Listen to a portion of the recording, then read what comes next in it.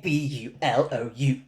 I can't spell fabulous properly. There's S then, isn't it? Sam, you should know of all people how to spell fabulous properly. I do maths. I always knew you were a cheerleader in high school. I do maths. You do the maths, not the words. No. I do the words, just not very well. Hello and welcome to Sam's on Wrestling, and this is our power ranking series. This series where we take a wrestler, male wrestler, female wrestler, or a tag team wrestler and give them a score out of 10 in 10 different wrestling categories. We then combine our scores together to give an overall score out of 200 and see where they place on our leaderboard to find out the greatest overall wrestling talent. And today we are looking at Carmella. Is Carmella going to be the greatest wrestling talent of all time, Sam? I like Carmella. I don't much. I like her less than you. I think she's okay.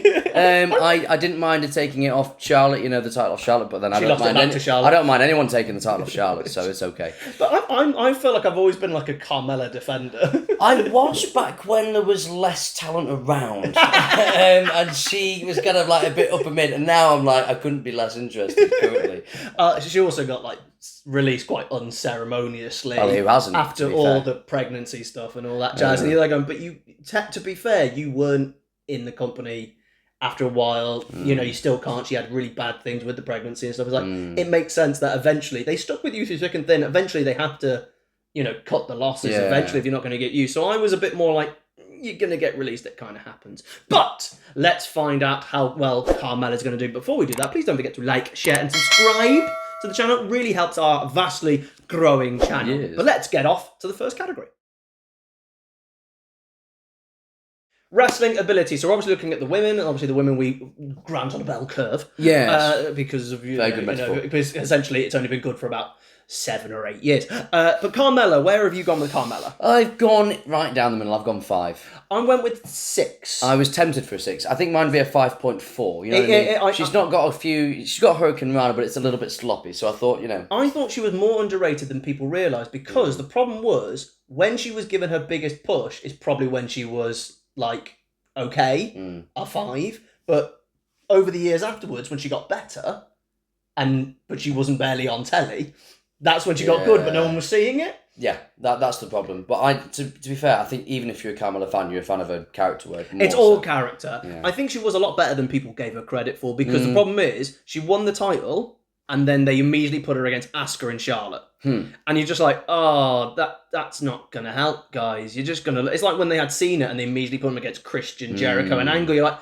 you're going to get shown up. You're going to look bad. I know you need someone to help guide you through the match, but they are so far better that it made her look not great. Oh, 100%. But I think 5 or 6 is probably about right for Carmella. Yeah. I like her wrestling ability. I thought she was good enough for the character. If she came out now, I don't think it would translate. Her wrestling wouldn't be able to keep up, I don't think. No, agreed. Right. Storytelling. This is the ability to tell stories in the ring. Sam? I've gone 6. I have also gone 6. She probably gives decent facial expressions. You know what I mean? No, she'll give out a big scream, she'll be like, I'm frustrated or something, or yell at Mike Chioda to cash in. What was he doing? Well, come on. There's a time to rip someone.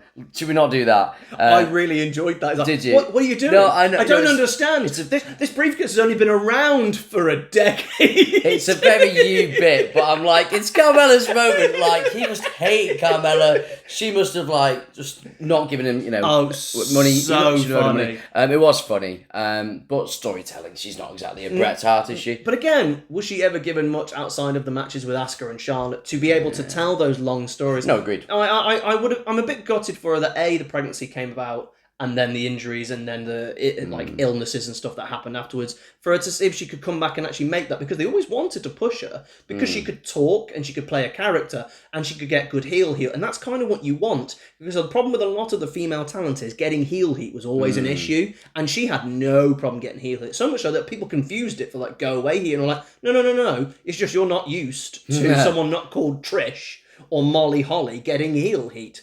And no, I actually think she's really good, but storytelling-wise, in-ring, that's not her thing. We move on to their promo skills, their ability to talk. This is a bit more Carmella. Where have you gone? I think you're going to go higher than me, Sam. I've gone 6. I went 7. Well, hang on. So you got her storytelling at 6, but you got her promo at 6. But we just said her work is through promo and character. But you gave it the exact same storytelling. That makes no sense. No. What I said. I must question you. Hold on. What I said. Hello, Baby Sam. Nice to meet you. We need to question you. Imagine you are a disgraced politician. Why have you decided to downgrade Carmella as much as you have, thus for costing many, many votes? I did not have sexual relations with that woman. No. That was Corey. Yes. No. What I said. Just for the record, I have not had sexual relations with Carmella, would you believe? I've had a coffee. Yeah, same, actually, which I never do. I actually said, Sam, that if you are a Carmella fan, right, you would hype. No, exactly. This is what I mean. You would hype up the promo. I am not, therefore I do not. I liked her promo skills. Can you name a memorable one? No, that's why she's a 7 and not in the 8s, 9s, and 10s. Because here's how I judged her. I went, if you needed someone to go deliver a promo and it to work or a backstage skit or whatever, as well as don't forget the stuff with R-Truth. You know, big face. No. I'll talk about the R-Truth stuff. She could do it, but you're never going to go, oh, I'm looking forward to this Carmella promo. And that's what stopped her really getting up there. So I always went like, could she deliver when needed? Yes, but could she... This is why she came out at the wrong time. If there'd been mid-card titles, she is just perfect for a mid-card. I mean, literally, Chelsea Green has shown her how it's done, really. She's taken it and ran with it. Yeah. And I think Carmella would have been the same boat. I think Carmella, again, this is the problem, is she has such a short run. Short, but longer than some of the other people we've talked about. Some people have had really short runs. But Justin Gabriel. Hey, Justin. Yeah. He's a deal different certificate. Yes. But I love that video. But Carmella, I think she was a good promo, decent promo, got heel heat, just wasn't memorable. I get your point. So here's my thing. For me, she's very one note as a promo. You actually make a valid point. Can you name a very serious promo that she did? And with R-Truth, I'm not being funny, R-Truth is doing 80% or 90% of that work. She's a half-decent foil. He helped. Yeah. And she got better promos out of her. He really helped her get to the main event. To main event the show. The show in midweek main event. I'm talking about the show main event. That's what I'm talking about. She really did well on Sunday night. Yeah. No, I like it. I like her promos. I think it did the job, but I make valid points. We move on to her look, which I've decided to don a very similar. Yeah, I've given her an 8. I wouldn't give you an 8. Aww. No, give you a 9. I've also given her an 8. Yeah. I think it's for some reason not many people went leopard print. No, and I think it's different because a lot of women around that time, I mean, it was evolving at this point, but they'd still go for quite sexualised, and she would go more... How do you describe it? A bit, not gangster, but you know what I mean? It was kind of influenced off the Enzo and Cass look. You're looking at Jersey Shore. You're looking at that. You're looking at those people. Yeah. And it was a bit more like rough and ready, but she lent into that. That's a personality. That's a character. Great. We kind of, you see it and you get it, which is what a look should be. Her working with Enzo and Cass really actually helped her, actually. So I'm glad they actually didn't bring them together. It was perfect. In the end, it really worked. Because she got to get influenced by them, so people kind of knew who she was. But then she got separated and the main roster. Yeah, it was great because then she could go out on her own. And I like her look, so I gave her an 8 as well. And I just think you could tell who she was. Like, you know, when you they say you're doing a creative wrestler, and you go right, and you could scroll through the people's looks and give them the gear. You go, that's Carmella, and I think that's actually proven. We did Sam versus Sam, with Ellie Mae drawing. And she drew Carmella, and we were able to guess Carmella. Well, I was. So therefore, she must have a decent look, that she was memorable enough to look. And I think you're right about that kind of 2017. We're just coming out of it, but everyone had very similar looks still. They were always like they were all been made by the same seamstress, who never gave them an individual thing. So much so, this is generally true, I was watching an interview with Paige, and she was given one of her pops, you know, those like little toy things. And they went, actually, this is AJ Lee. They just changed the head and put Paige's head on it and put a P on it. So it's literally the exact same outfit that AJ Lee wore. And they just went, now it's Paige. That says a lot. That says a lot. We move on to the entrance and coming down the ring. Sam, entrance. I've gone 5. I don't really like it that much. You're going to go, baby. I know, it's the CFO era. No, to me, it's like... All right, one of my tests for an entrance theme is, could I listen to it on Spotify? No, not having that. No, because there are some people that are designed to be annoying or character, and they're not necessarily listened to as a song. You're going that the song is supposed to be annoying? Not necessarily. Okay. Like, for example, let's say Right to Censor is a world-class theme. Agreed, but I don't think... You're not going to be down the treadmill going... I feel like I'm running away from something. Exactly. No, nonsense. But well, no, because no, that's the purpose of that theme tune, which is why it's a 10, quite frankly. But I don't think that's the purpose of the theme song. I just think it is a bit annoying. It's not just theme, it's also what she does and comes to the ring. No, agreed. I like the fact that she does the moonwalk. I like That's that. great. I think the FAB means you know who she is straight away. I think the music really suits someone from like Staten Island as well. Her. And I thought, no, I disagree. I think she's a 7 entrance. I think you've been harsh to Carmella because you're biased against my babe. Biased against your babe? I'm incredibly biased against Eddie May, to be fair. Really, I'd give Eddie May very low scores on this. Do you know what? I reckon that would probably be her entrance. We should power rank Eddie May, please. Oh, that'd be amazing. Promo 10. Yeah, she makes a great storytelling entrance. 2. We move on to their work as a heel, as a bad guy. Sam, heel work. This is bread and butter, isn't it? I'm going 7. I bounced between 7 and 8, and I couldn't work out where to go. I couldn't work out because... She's not an 8, is she? But is she an 8 for her era?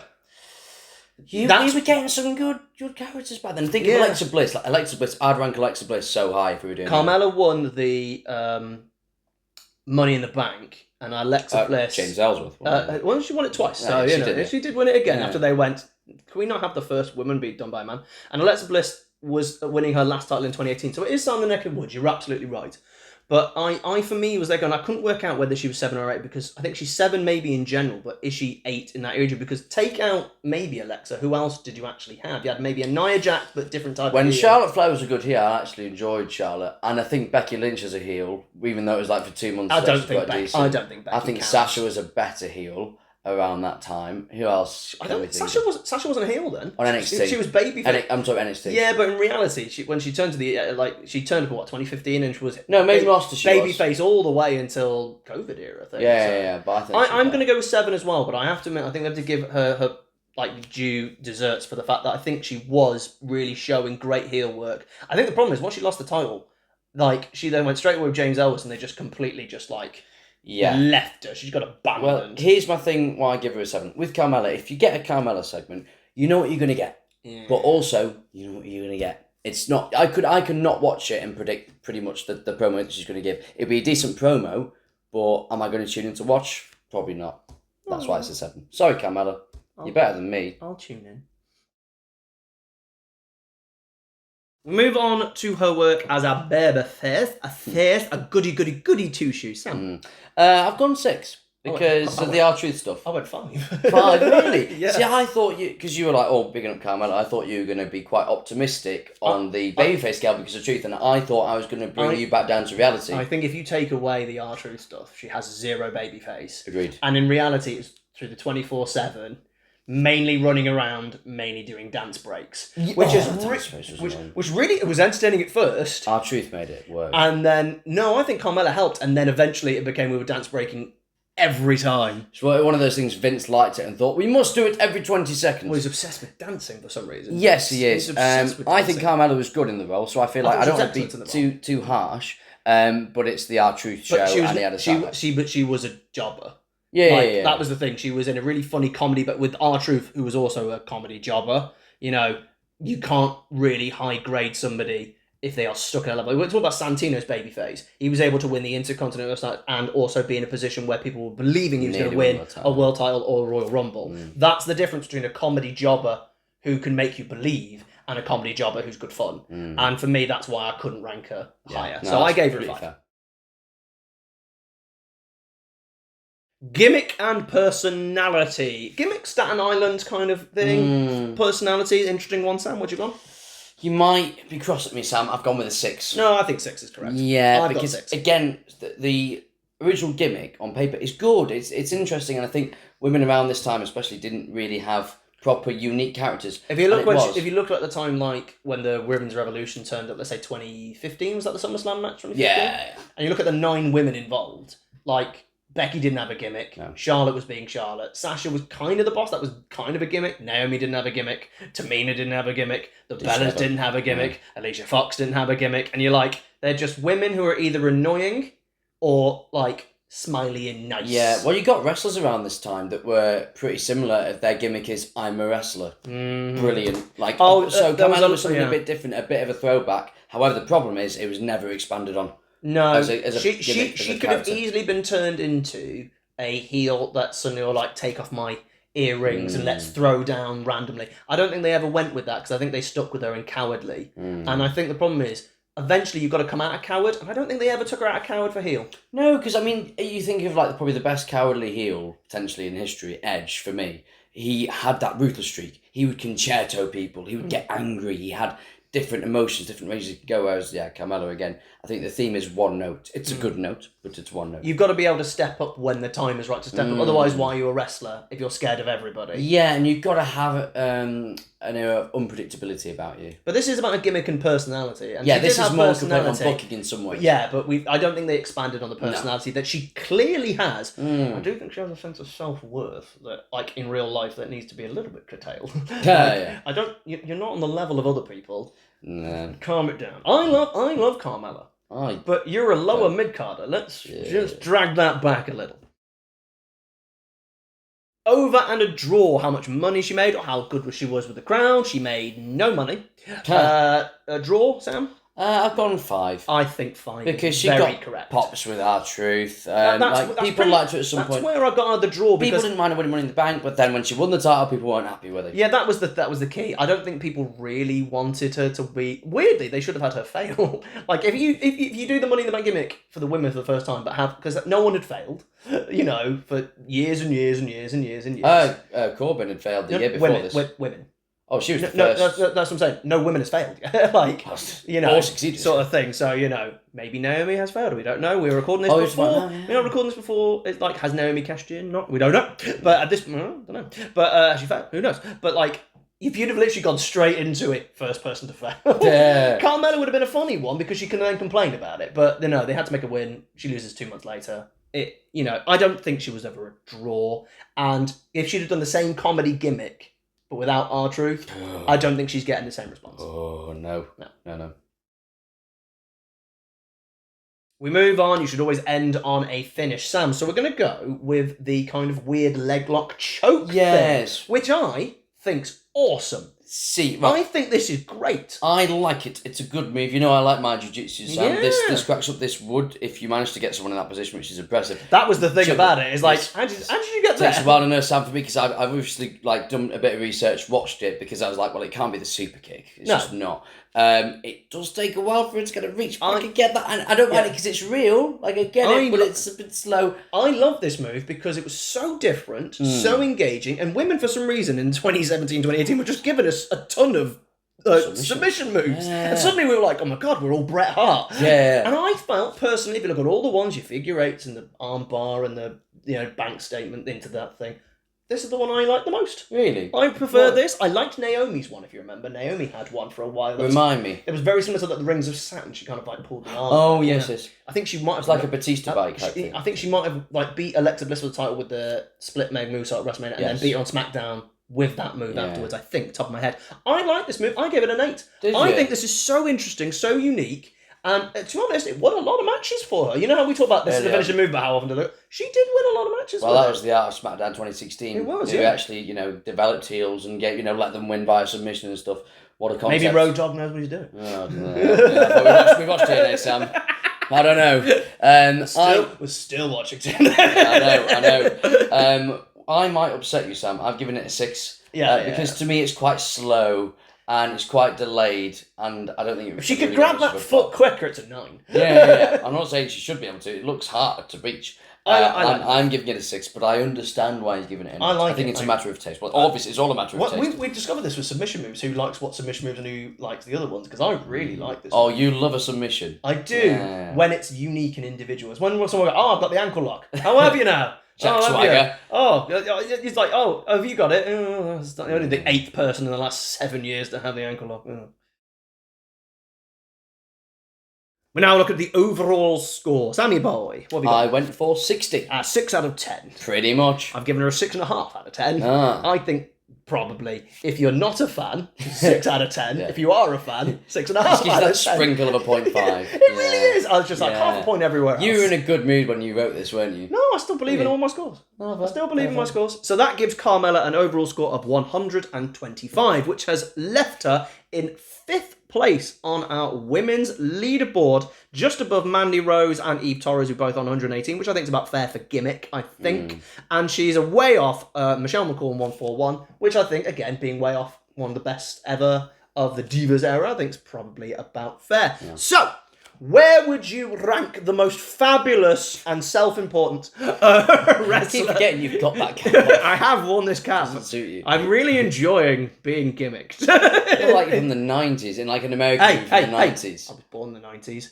You are not. I do not grant you. I was also born in the 90s. No, but I don't grant you role of 90s child. 90s child. You can be, but you're not on the... I'm not on the council. You're not on the council. This is outrageous. It's unfair. Thank you very much for joining us. How would you rank Carmella? Please put it in the comments below. Don't forget to like, share, and subscribe. Go check us out on TikTok and on here. And please tell other people to subscribe to our channel and watch more of our ones. If you like what we've done with Carmella, we have clearly ranked people over the course of an entire year. Go see why we've given Mandy Rose 118. But we will see you next time, where one of us might be in slow motion. Bye-bye. Bye-bye.